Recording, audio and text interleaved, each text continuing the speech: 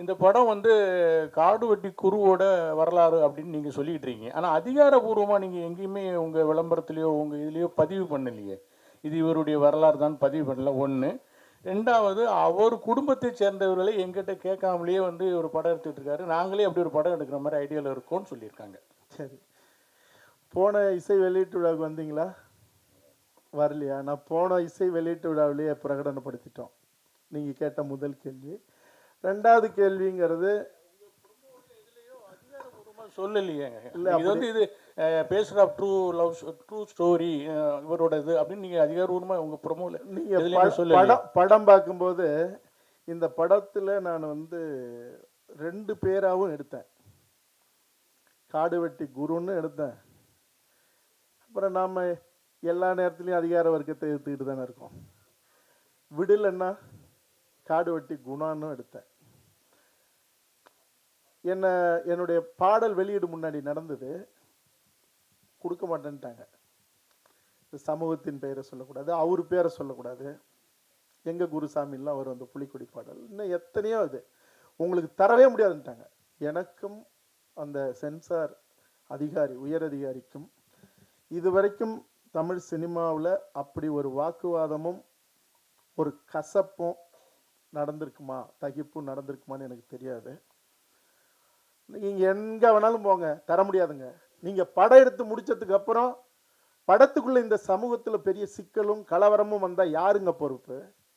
அதுக்காக நான் வந்து ஐஏஎஸ் படிச்சுட்டு வந்திருக்கேன் அப்படின்னு அவர் சொன்னேன். இதுக்கு முன்னாடி எதுவுமே அப்படி செய்யாதவன், நான் கொடுத்த பாட்டிலையுமே எந்த சிக்கலும் இல்லாதப்ப நீங்கள் கொடுக்க முடியாதுன்னு சொல்கிறதுக்கு உங்களுக்கு என்னங்க அதிகாரம் இருக்குது? இதுக்கு தான் நீங்கள் அந்த படிப்பை படிச்சுட்டு வரீங்களா, வந்தீங்களா அப்படின்னு கேட்டேன். நீங்கள் என்ன சொன்னாலும் சரி, எனக்கு என்ன கொடுத்த வேலையை தான் நான் செய்ய முடியும். இல்லை இங்கே யாருமே, நான் சொன்னேன் பாட்டில் கலவரத்தை ஏற்படுத்தினா நீங்கள் வெட்டுங்க, படத்தில் வேணாலும் வெட்டுங்க. அப்படி இருக்கும்போது இல்லாத போது நீங்கள் எப்படி நீங்கள் வந்து பாடலே வெளியிட முடியாது? நீங்கள் படத்தை காட்டுங்க, படத்தை பார்த்துட்டு தான் நான் பாடல் வெளியிடு கொடுப்பேன்னு இது வரைக்கும் தமிழ் சினிமாவிலே இல்லாத, அல்லது எனக்கு தெரிஞ்ச இந்திய சினிமாவிலே இல்லாத நீங்கள் எப்படி செய்ய முடியும் அப்படின்னப்ப இது ரொம்ப சென்சிட்டிவானது, அதனால் நாங்கள் செய்ய முடியாது அப்படின்ட்டேன். நான் உண்மையிலே ஒரு பெரும் வார்த்தை, அது ஒரு படைப்பாளினுடைய கோபமான தரம் தாழ்ந்த வார்த்தை இல்லை, ஒரு வார்த்தையை சொல்லி வயிற்றுல அடிச்சுட்டு படைப்பை இப்படியெல்லாம் சிதைக்கக்கூடாது அப்படின்னு சொல்லிட்டு வந்துட்டேன். படைப்பை பார்த்தாங்க. பார்த்துட்டு நீங்கள் கேட்ட கேள்விக்குள்ளேயே ஒரு பதில் இருக்கு. இந்த படைப்பு வழக்காடு மன்றத்துக்கு போயிருக்கு. வழக்காடு மன்றத்துக்கு போகிறதுக்கு அவங்களுக்கு 100% உரிமை இருக்கு. வழக்காடு மன்றத்தில் என்ன போயிருக்கு? என் தந்தை பெயருக்கு களங்கம் ஏற்படுத்துவது போல இந்த கதை அமைக்கப்பட்டிருப்பதாக நாங்கள் நம்புகிறோம், அதனால இந்த படத்துக்கு சென்சார் தரக்கூடாது. சென்சார் கோர்ட் டைரக்ஷன் எங்க சென்சார் கொடுத்துருச்சு. சென்சார் வந்து அதுக்கு தான் இது பதிலுக்கு நானும் வழக்குக்கு போனேன். நீங்க ரெண்டையும் பாருங்க, கொடுக்கறது கொடுக்காதுங்கிறது உங்களுடைய தீர்ப்புல உங்களுடைய முடிவுல இருக்குன்னு ஹைகோர்ட் சொல்லிடுச்சு. அதனாலதான் நான் தரமாட்டேன்னு இன்னும் ஸ்ட்ராங் ஆனாங்க. அப்போ படைப்பை பார்த்ததுக்கு அப்புறம் என் பாடல் வெளியீடு தள்ளி போச்சு. படத்தை பார்த்தாங்க. பார்த்துட்டு 2 மணி நேரம் என்னை கூப்பிடாமலே டிஸ்கஷன். அப்புறம் உள்ள கூப்பிட்டாங்க. காரணங்களா கேட்குறாங்க, இந்த படைப்பை எதுக்காக எடுத்தீங்க, என்ன ஏது, என்ன இதுக்கு என்ன ஆவணம் இருக்கு. நான் ஆவணங்களை எல்லாத்தையும் எடுத்துட்டு போயிருந்தேன். ஜூனியர் விகடன்லேயே இவர் வரலாறு தொடங்கி ஒரு கட்டம் போய் நின்று இருக்கு.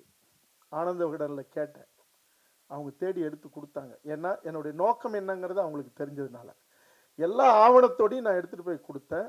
இவங்க கொடுக்க மாட்டாங்க, இது நடக்கவே நடக்காது, பெரும் சிக்கலாக போகுதுன்னு நான் நினச்சிட்டு இருந்தேன்.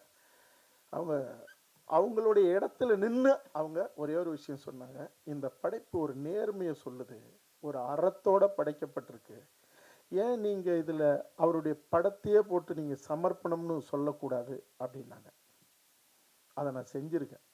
நீங்கள் கேட்ட கேள்வி அதுதான். ரெண்டாவது, இந்த அவங்க வழக்கு போட்டதுங்கிறது எங்கள் அப்பா பேருக்கு களங்கம் வைக்கிறது. நான் தம்பி கனலுக்கு இந்த படத்தை பாரு அப்படின்னு நான் கூப்பிட்டேன்.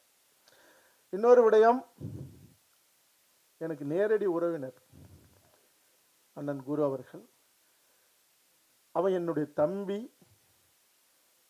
நான் அது சம்பந்தமான கேள்விக்கு வேற எந்த பதிலையும் சொல்லி அவர்கள் மீது எந்த களங்கமும் வந்துடக்கூடாது. அது என் மேலேயே சுமத்தப்பட்டுகிற களங்கம் அது.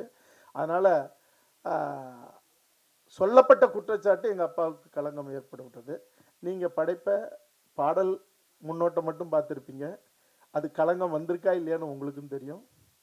படம் பார்த்ததுக்கப்புறம் எல்லாருடைய கண்ணீரும் அதுக்கு பதிலாக இருக்கும். கடைசி ஒரே தம்பி இருங்க, நான் முடிச்சிடறேன் ஒரே நிமிஷம். சரி, ஒரே நிமிஷம். அதாவது வந்து சார், அவர் காடுவெட்டி குரு வந்து ஒரு எளிய தலைவர், எளிய மக்களுக்காக உழைத்த தலைவர். அவருடைய வரலாற்றை வந்து இவ்வளோ கலர்ஃபுல்லாக சினிமா சமரசங்கள் அதிகமாக வைத்து எடுக்கணுமா, யதார்த்தமாக எடுத்துருக்கலாமே? ஆர்ட் ஃபில்ம் எடுத்தால் நீங்கள் வந்து பார்த்துருவீங்களா? ஆர்ட் ஃபில்மை எடுத்து எவங்காசியாவது பிடுங்கி அவங்கள கோமணத்தோட சென்னையிலேருந்து அனுப்பணும், அதானே? படைப்புங்கிறது கலை சார்ந்தது, அலங்காரம் சார்ந்தது. அதை பார்த்து தினம் திரையை பார்த்து குரல் பதிவு செய்கிறவங்களே கதறி அழுவும் போது உங்களுக்கு நோக்கமும் இலக்கும் என்னவோ அது முக்கியமானது. கருத்தும் போய் சேரணும், காசு போட்டவங்களுக்கு பணமும் வரணும். யார் காசுலேயே நான் குளிக்கக்கூடாது, அதுதான் இது. இப்போ படைப்பை பார்க்கும்போது நான் ஒன்றே ஒன்று உரிமையோடு கேட்டுக்கிறேன் என் ஊடக தோழமைகள்கிட்ட. உங்களுக்கு பாடல் பார்த்தீங்க, முன்னோட்டம் பார்த்தீங்க, உங்களுக்கு சிலிர்ப்பு ஏற்பட்டுதா? இருந்தது இல்லை? அப்போ அது முக்கியம் தானே. நான் அழுக்கு வேட்டியும் அழுக்கு சட்டையும் போட்டு ஒரு சாதாரண ஒரு ஒளிப்பதிவாளரை வச்சு இல்லை ரொம்ப சாதாரணமாக ஒரு படைப்பை செஞ்சு நான் எடுத்துகிட்டு வந்தால் இந்த வார்த்தையை நீங்கள் சொல்லுவீங்களா? அடுத்தது காடுவெட்டி குரு ஐயா வந்து ஒரு சமூகம் சார்ந்து தான் இருந்தாருன்னு சொல்லிட்டு இப்போ வரைக்கும் பேசப்படுது. இந்த படத்தில் வந்து எல்லா சமூகத்துக்கும் சார்ந்தவர்னு சொல்லிட்டு ஒரு விஷயம் வச்சுருக்கீங்களா? ஏன்னா அதுதான் வந்து குறிப்பிட்ட ஒரு லெவலில் யாராக இருந்தாலும் அதான் பேசுகிறாங்க. இதுக்கு நான் பதில் சொல்கிறத விட என் படம் தான் பதில் சொல்லணும். இதே கேள்வியை ப்ரெஸ்ஸோ போடுவோமா, அங்கே வச்சு பேசுவீங்களா, கேள்வி கேட்பீங்களா? கண்டிப்பாங்க. தேவையானவங்க ரெண்டாக கிழிக்கிறதுக்கான உரிமை உங்களுக்கு இருக்குது. அதுக்கான பதில் அப்போ நான் சொல்கிறதுக்கு எனக்கு உரிமை இல்லை, அது படம் தான். ஏன்னா அப்புறம் இன்னொரு கொஸ்டின், காடுவெட்டி குரு அந்த டைட்டில் இருக்கிறதே உங்களுக்கு பிரச்சனைன்னு சொன்னீங்க. இதே ஒரு 1 வருஷத்துக்கு முன்னாடி வந்து ஆர்கே சுரேஷ் வந்து காடுவெட்டி படம்னு சொல்லிட்டு பிரச்சனைன்னு சொல்லல. இல்லை பிரச்சனை உங்களுக்கு நிறைய ப்ராப்ளம் வந்து எல்லாம் பின்னாடி பேசினாங்க, ட்விட்டரில் இருக்கலாம். அந்த டைட்டில் வைக்கிற என்ன பிரச்சனை வருது உங்களுக்கு? எந்த டைட்டில்? காடுவெட்டி. அது ஒன்றும் பிரச்சனை இல்லைன்னு தானே சொல்றேன். வைக்க முடியுமா? இப்போ யாரு திருப்பி பண்ண முடியுமா? அவரோட படம் தானே அது. இல்ல நீங்க படம் பாருங்க, எல்லாத்தையும் சொல்லியிருக்கேன். ஆனால் ஒரு கேள்வி தானே சொல்லுங்க. ஆனால் இந்த இந்த கதையில் வந்து முன்னணி ஹீரோவை மீட் பண்ணீங்களா, இல்லை நீங்கள் தான் நடிக்கணும் உருவாக்குங்களா? அதாவது இதுக்கு உண்மையாக தான் சொல்ல ஆகணும். இந்த படைப்பை செய்யும்போது, கதை எழுதும்போது கௌதமன் நடித்தா நல்லா இருக்கும் அப்படின்னு தான் ஒரு இயக்குனராக நான் முடிவு பண்ணேன், 100%. ஆனால் பொருளாதாரமாக போகும்போது என்னுடைய சகோதரர் சுரேஷ் காமாட்சி அவர்கள் கூட, அண்ணா ஒரு விஜய் சேதுபதி பேர் நடித்தா நல்லா இருக்கும்ண்ணே அப்படின்னாருல. நான் சொன்னேன், கிடைச்சா எடுக்கலாம், உண்மையிலே கிடைச்சா எடுக்கலாம்னு நினச்சேன். நான் யாரையும் தப்பு, இன்னும் 2-3 ஹீரோக்கள் உண்மையிலே கிடைச்சா இன்னும் பிரம்மாண்டமாக எடுக்கலாமே அப்படின்னு தான் என்னுடைய பேராசை. ஆனால் நானே நடிக்க வேண்டியதாகிடுச்சு. அதனால் நான் என்ன எதிர்பார்த்தனோ அது நடந்தது. சார் வணக்கம் சார். சார் இப்போ நீங்கள் இதில் வந்து நீங்களே நாயகனாக நடிச்சிருக்கீங்க. இப்போ அடுத்தது தமிழரசனும் அதுக்கப்புறம் வந்து பிரபாகரனை பற்றியும் எடுக்கிறது உறுதின்னு சொல்லியிருக்கீங்க. இப்போ அதுலேயும் நீங்கள் தான் வந்து ஹீரோவாக நடிப்பீங்களா? நடித்தா பார்ப்பீங்களா, பார்க்க மாட்டீங்களா? கண்டிப்பாக பார்ப்போம் சார். அப்போ அதுதான் நடக்கும். Okay sir. அப்போ இன்னொரு கேள்வி, இப்போ பிரபாகரன் எடுக்கும்போது நீங்கள் வந்து இப்போது இலங்கை கண்டிப்பாக சொல்லி தான் ஆகணும். அதே மாதிரி சர்வதேச போர் குற்றவாளின்னு அறிவிக்கப்பட்ட ராஜபக்ஷ பற்றி சொல்லி ஆகணும். அப்போ உலக அரசியல, இந்திய அரசியலேருந்து தமிழ்நாட்டு அரசியலேருந்து சொல்லணும். அது வந்து நிறைய, அதுக்கு எப்படி நீங்கள் தயாராக இருக்கீங்களா? ஏன்னா நிறைய எதிர்கொள்ள வேண்டியது இருக்குமே. என்னுடைய சந்தன கார்டு பார்த்தீங்களா? திரும்ப பாருங்க, யூடியூப்ல இருக்கு. என் இனத்தை அழித்த அதிகார வர்க்கம், அரசியல்வாதி, ஐஏஎஸ், காவல்துறை உயரதிகாரிகள், அன்னைக்கு இருந்த அரசியல்வாதிகள், ஆட்சியாளர்கள் அத்தனை பேரும் எரிச்சு சாம்பலாக்கி கரைச்சி விட்டவன் நான் இதை பெருமையோடு சொல்ல. என் இனத்துக்கு எதிரானவன் எமனாக இருந்தாலும் நான் நேராகவும் நின்று யுத்தம் செய்வேன். என் படைப்பிலையும் அவர்களை தலைகுனிய வைக்கிறது மட்டும் இல்லை, அவனுடைய சமாதியிலேயே என் சந்ததி மட்டும் இல்லை, அவன் சந்ததியும் காரி துப்புற அளவுக்கான படைப்பாக இருக்கும். அது நான் எடுக்க போகிற வன்னிக்காடுக்கும் அது பொருந்தும். சார் இந்த படத்தை நிறைய எதிர்ப்பு வந்தது அப்படின்னீங்க, நிறைய கமெண்ட்லாம் சொன்னாங்க. நிறைய இது ஒரு படைப்பாளியாக எதிர்த்தவங்களுக்கு, எதிர்ப்பு தரப்பு தலைவர்களுக்கு, அந்த நிர்வாகிகளுக்கெல்லாம் படத்தை முன்னாலே ஒரு அழைப்பு விடுத்து ஒரு பிரீமியர் ஷோ இதை போட்டு காமிப்பீங்களா? அது தயாராக இருக்கீங்களா? நான் தயாராக இருக்கேன். அவங்க வர்றதுக்கு அவங்க தயாராக இருக்கணும். எனக்கு எதை பற்றியும் கவலை இல்லை. சார் வணக்கம் சார். அவரு சார் சொல்லுங்க. சார் வணக்கம். வணக்கம். வசனகர்த்தா சார் பேசும்போது ஒரு தலைவரை பத்தி பேசினார். நீண்ட நாளா அந்த கொஸ்டினுக்கு ஆன்சரே இது வரைக்கும் கிடைக்கல. எந்த மேடையிலையும் அவர் பேசின மாதிரியே தெரியல. அதாவது என்ன சொல்லியிருக்காருன்னா, ஒரு சமூகத்து பொண்ணை கட்டு வெட்டு அப்படின்னு பேசினாருன்னு நீண்ட நாளா அது போயிட்டு இருக்கு. ஆனா அவர் பேசுனதுக்கான எவிடன்ஸ் இது வரைக்கும் எங்கேயுமே இல்லை. அது தொடர்ந்து அந்த குற்றச்சாட்டு வைக்கிறாங்க. உங்க மேடையிலையும் வசனகர்த்தா அதை சொல்றாரு. இது எந்த விதத்தில் நியாயம்னு நீங்க நினைக்கிறீங்க? அதுக்கான ஆன்சர் நீங்க தான் பண்ணணும். இல்ல அவரு சொன்னதுக்கு நான் எப்படிங்க பண்ண? இல்ல சார், நீங்க தான் படம் எடுத்துறீங்க. என் படத்துல இருக்கா? உங்க படத்தோட இல்ல என் படத்துல இருக்கா? உங்க படத்தோட வசனகர்த்தா பேசி இல்ல என்ன கேளுங்க. இல்ல சார், அத உங்கள்ட்ட நீங்க கேக்குற கேள்விக்கு நீங்க கேக்குற கேள்வி அறமான கேள்வி இல்லைன்னு உங்களுக்கு பின்னாடி இருக்கிற நம்மளுடைய ஊடக சகோதரர்கள் சொல்றாங்க. அதுக்கு நான் பதில் சொல்லக்கூடாது, சொல்றது நியாயமும் இல்லை. ரெண்டாவது அது இதுக்கான இடம் இல்லை. என்னகிட்ட கேளுங்க. சரி சார், உங்க படம் வாடா. இல்ல இருட்டா அவரு பால இல்ல சார் இல்ல வேணாம் இல்ல சார், அப்படி இல்ல சார். இல்ல நண்பா, அவர் பேசும்போது இதே மேடையில தான் இல்ல அதுக்கு என்ன பதில் சொல்றது?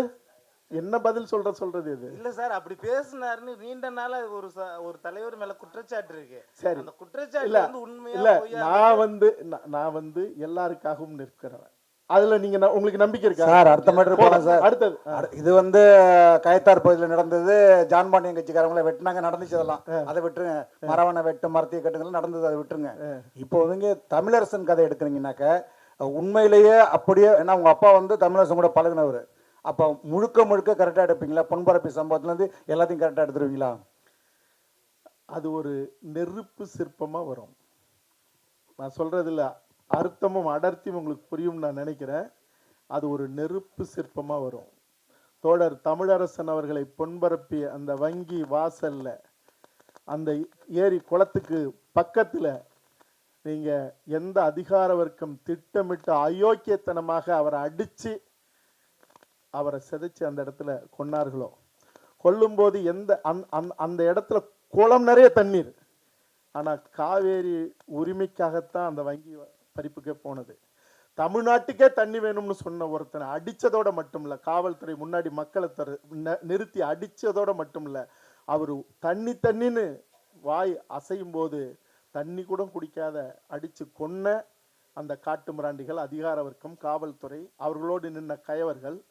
ஒரு கட்டத்தில் அந்த ஊர் மக்கள், அந்த மக்களுக்கு ஏதாவது செய்யணும், அந்த மக்களும் சேர்ந்து அடித்து கொன்னுருச்சுன்னு அன்றைய ஆட்சி, அதிமுக ஆட்சி, எம்ஜிஆர் ஆட்சி, அந்த மக்களுக்கு பள்ளிக்கூடம் கட்டி கொடுத்தது, சமூக நல கூடம் கட்டி கொடுத்தது. இவங்க எல்லாரும் தண்ணீர் நீர்த்தேக்க தொட்டி கேட்கும்போது அந்த மக்கள் ஒரு இடத்துக்கு கூட்டு போகிறாங்க. தமிழரசனை அடித்து கொல்லப்பட்ட இடம் அந்த இடம். அந்த மக்கள் சொல்கிறாங்க, ஒரு மாவீரன், மகத்தான ஒரு தமிழன், இந்த தமிழ்நாட்டுக்கே தண்ணி வேணும்னு கேட்டவனை அவனுக்கு ஒரு வாய் குளம் நிறைய தழும்பி தண்ணி நிற்கும் போது ஒரு வாய் தண்ணி கொடுக்காம அவர்களை சாக அடிக்கப்பட்ட நாங்கள் எங்களுடைய தலைமுறை காலத்துக்கும் தண்ணீர் குடிக்க தமிழரசன் உயிர் விட்ட இடத்துல எங்களுக்கு வாட்டர் டேங்க் கட்டி கொடுங்கன்னு சொல்லி ஒரு வெள்ளி முளைச்ச வேலையில் என்னட்டு அந்த இடத்துல சொல்கிறாங்க. நான் அண்ணாந்து பார்க்குறேன் ஒரு உயர்ந்த நீர்த்தேக்க தொட்டி. திரும்பி பார்க்குறேன், என்கிட்ட சொல்லிகிட்டு இருந்த அந்த சம்பவத்தில் சம்மந்தப்பட்டவர்கள்லாம் தலை குனிஞ்சு நின்றுட்டு இருந்தாங்க. இந்த வரலாறு கேட்கும்போதே உங்களுக்கு ஒரு ஆன்மாவை சிலிர்க்க வச்சுருக்கோம். இந்த வரலாற்றுக்குரியவனுடைய வாழ்க்கையும் தியாகங்கிறது தமிழினம் மட்டும் இல்லை, மனிதகுலமே பார்த்திராத ஒரு தரிசனம் வரும், அப்படியே வரும். அதற்கு காரணமானவர்கள் எவனையும் நான் விடமாட்டேன். அவன் அதிகாரத்தில் இருக்கட்டும், எவனா இருக்கட்டும், நீங்கள் அது வரும்.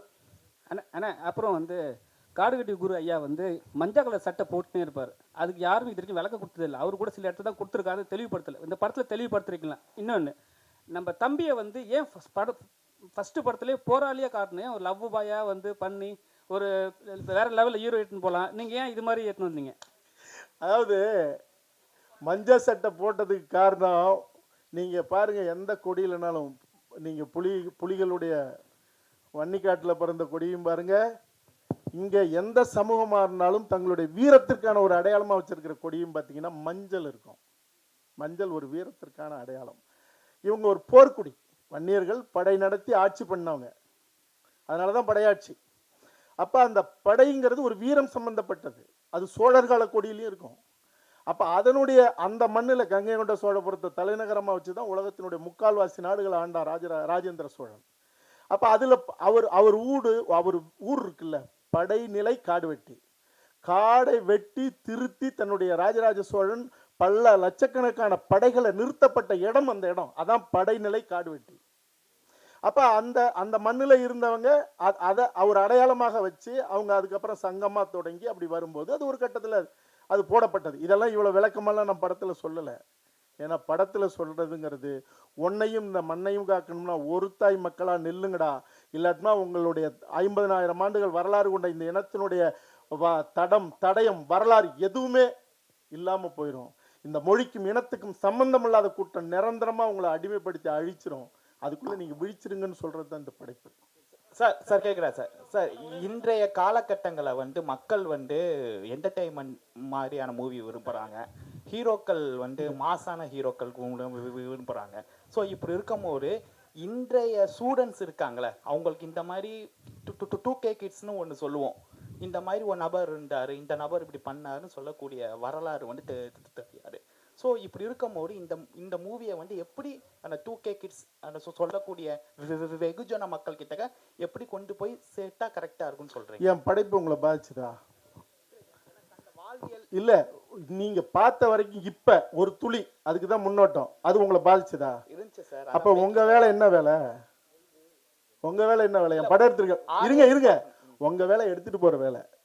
இந்த படைப்பு உங்களை உண்மையிலேயே ஈர்ப்பை ஏற்படுத்தியிருக்கும்னா, ஒரு உணர்வை உருவாக்கியிருக்கும்னா, இந்த வேலை என்னோட வேலை மட்டும் இல்லை, உங்களோட வேலையும். அதை நீங்கள் செய்யணும், சரியா? அப்படி செஞ்சாலே நீங்கள் 19 வயசு 25 வயசுக்காரனுக்குன்னு தனியாக படம்லாம் இல்லை, சொல்லிக்கலாம் எடுக்கலாம். சரி, எல்லா படமும் 20-25 வயசுக்காரனுக்கு படம் ஓடிடுதா? அவனுக்குன்னு எடுக்கிற படம் ஓடிடுதா? உச்ச நடிகர் நடித்த எல்லா படமுமே இது யூத்துக்காக எடுத்த படம் அப்படின்னா ஓடிடுதா? எல்லாமே 50-55 வயசு ஆனவங்க தானே இன்னைக்கு யூத்துக்கும் படம் எடுக்கிறாங்க. உணர்வு தான் தாக்கணும். இப்போ நான் பெரிய தமிழரசனை பற்றி சொல்லும்போது உங்களுக்கு சிலிர்ப்பு ஏற்பட்டு இருந்தால் அந்த சிலிர்ப்பு 20 வயசுக்காரனுக்கு ஏற்படும். அதுக்கு உச்ச நடிகன் தான் நடிக்கணும், அல்லது இது எடுத்துகிட்டு போய் சேர்க்க முடியுமா?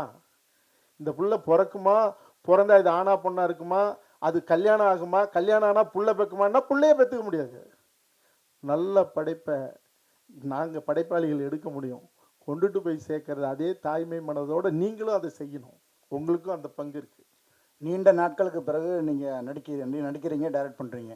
இதில் பார்த்தீங்கன்னா பிஸியான நடிகர்கள் நிறைய பேர் இருக்காங்க, படம் பிரம்மாண்டமாக இருக்குது. எப்படி இவ்வளோ பெரிய பொருட்செலவுள்ள நம்பி எடுத்தீங்க? அதாவது நான் ஒன்று சொல்லிவிடுறேன். நான் அவர் ஐயா பாலன் ஐயா பேர் எனக்கு அந்த நேரத்தில் வரல. என்னை இந்த ராஜ் டிவி லிஃப்ட்டில் ஜல்லிக்கட்டு போராட்டத்தில் என்னை கட்டி பிடிச்சி முத்தம் கொடுத்தது அவர் தான். சரி, இப்போ கேள்வி என்ன கேள்வி? எந்த நம்பிக்கையில் எடுத்தீங்க? நம்பிக்கையே ஒரு நல்ல ஒரு பொருளை, கருப்பொருளை கையில் எடுத்துக்கிட்டு இதை நம்பும்படியாக செய்யணும், கொண்டாடும்படியாக செய்யணும். நீங்கள் ராஜேந்திர சோழனும் ராஜராஜ சோழனும் நாடு முழுக்க கம்போடியா வரைக்கும் பல்லாயிரக்கணக்கான கோயில் கட்டியிருக்கான். ஏன் தஞ்சை பெரிய கோயிலையும் கங்கை கொண்ட சோழபுரம் கோயிலை மட்டுமே நம்ம போய் பார்க்குறோம் நூற்றுக்கணக்கான தடவை? நீங்கள் அந்த அலங்காரமும் அழகுங்கிறது மிக முக்கியமானது. நீங்கள் காலம் சுமந்தும் ஒரு கருப்பொருள் பேசப்படணும்னா, திருக்குறளை எவன் சுமந்துக்கிட்டே இருந்தான்? இத்தனை நூற்றாண்டா, 200 நூற்றாண்டு, 2000 வருஷமாக எவன் சுமந்துக்கிட்டு இருந்தான்? நீங்கள் சரியாக செய்தால் அது ஆள் இல்லாமல் இழுக்கப்படுகிற தேர் போல் அது போயிட்டே இருக்கும். அந்த நம்பிக்கையில் தான் செஞ்சுருக்கோம்.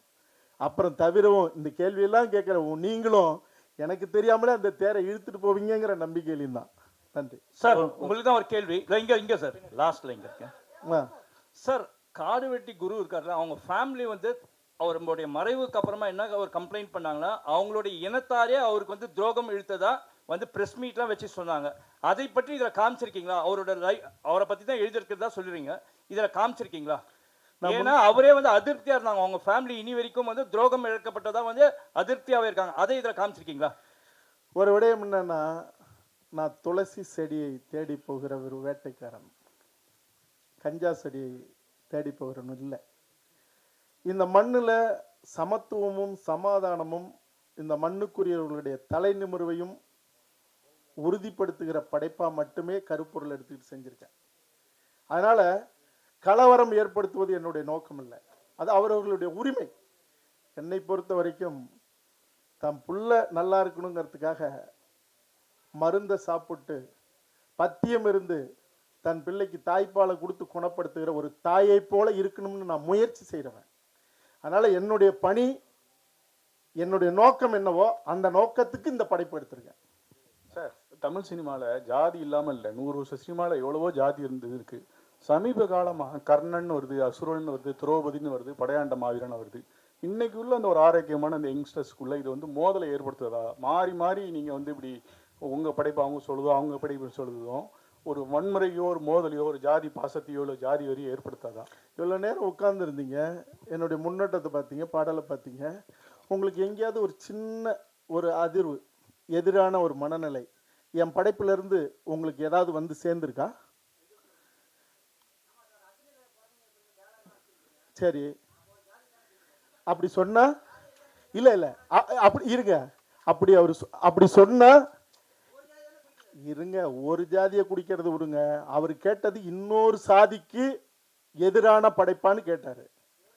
ஏங்க ஏங்க உங்க அப்பா, நான் சொல்றேன், எங்க அப்பாவோ உங்க அப்பாவோ தப்பு செஞ்சிருப்பாரு, நீங்க அதை வச்சு பேசிட்டு இருப்பீங்களா? ஒரு சமூகத்தை பத்தி எடுக்கும்போது அவன் பெருமை பேசுறது அவனுடைய உரிமை.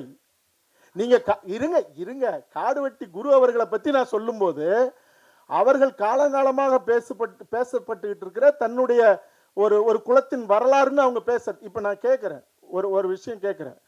நான் இது ஒரு கான்ட்ரவர்சியல் ஆயிடக்கூடாதுன்னு நான் நினைக்கிறேன். இயேசு எப்படி பிறந்தாருன்னு சொல்லப்படுது, அல்லாஹ் எப்படி பிறந்தாருன்னு சொல்லப்படுது. எல்லாரும் இன்னைக்கு தேர் இழுத்து கூட்டிட்டு போறோம்ல, பிள்ளையார் எப்படி பிறந்தாருன்னு சொல்லப்படுது. அதுக்கெல்லாம் போய் இந்த கேள்வி கேட்பீங்களா?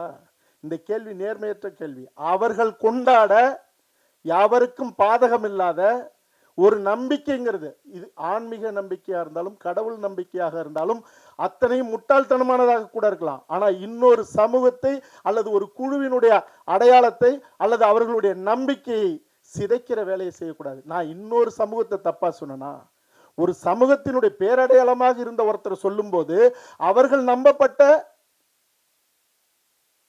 அவர்களுடைய அந்த வழி பெருமை அவர்கள் பேசுறதுங்கிறது அதை சொல்லக்கூடாதுன்னு சொல்றதே வன்முறை. இதை சொல்வதனால் இன்னொரு சமூகத்தை தாழ்த்தியோ இன்னொரு சமூகத்தை வன்மப்படுத்துறதோ இருந்தால் அது தவறு. அந்த படைப்பாளி தடை செய்யப்பட வேண்டியவன். அதனால இந்த கேள்வி நேர்மையற்ற கேள்வி.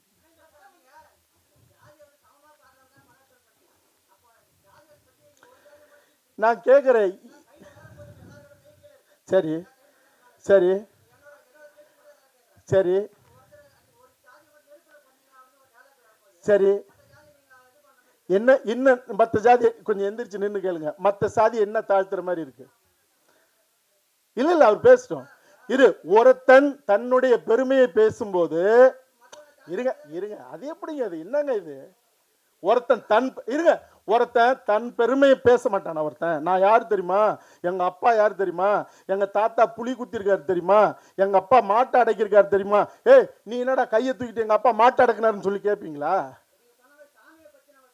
சரி சரி ஏங்க உங்களுக்கு தெரியுமா, அக்னி குண்டம் அவர்கள் வணங்கப்படுகிற கலசம் அப்படின்னா அது ஆன்மீகத்தில் வருது.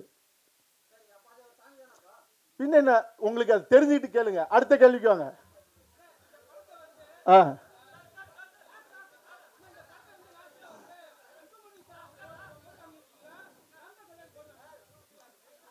இருக்கட்டும் கேட்கட்டும். இப்ப என்ன கேட்டீங்க?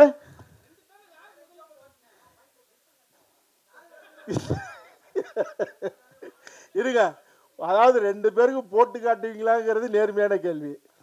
2 பேர்ல யாருக்கு முதல்ல போட்டு காட்டுவீங்கிறது. அப்படியா? முடிஞ்சா 2 பேரையும் ஒண்ணா பார்க்க வைக்கணுங்கிறது தான் என்னுடைய ஆசை. முயற்சி செய்யலாம். ஓகே.